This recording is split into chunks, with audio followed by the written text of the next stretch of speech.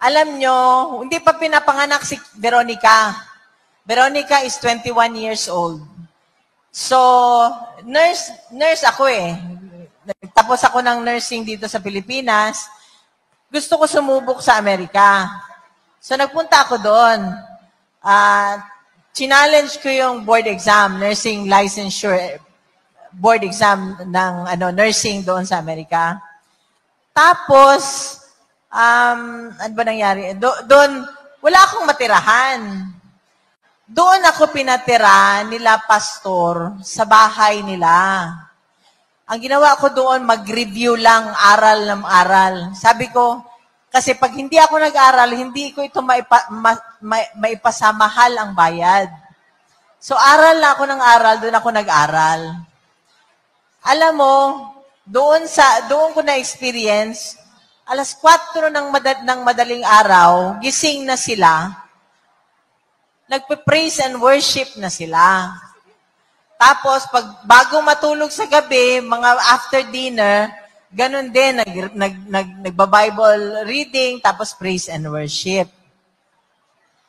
So, nakita ko rin sa kanila, yung ginagawa nila sa mga lahat ng members. Ma'am at sir, ang ginagawa nila, tinuturuan nila paano maging mabuting tao, paano magtrabaho, paano mag-contribute. I mean, kung meron kang talent, i-develop yung talent mo. Kagaya nung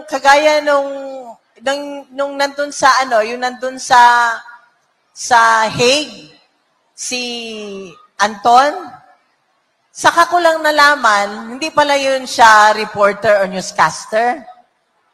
Ministro pala yun.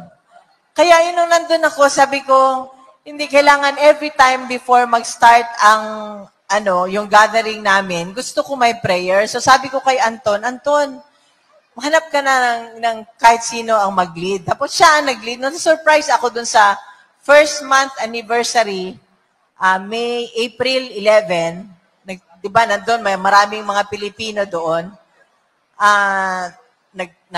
Nag-gathering, nagkukwentuhan, tapos yun na nga, bago nag-umpisa, dasal.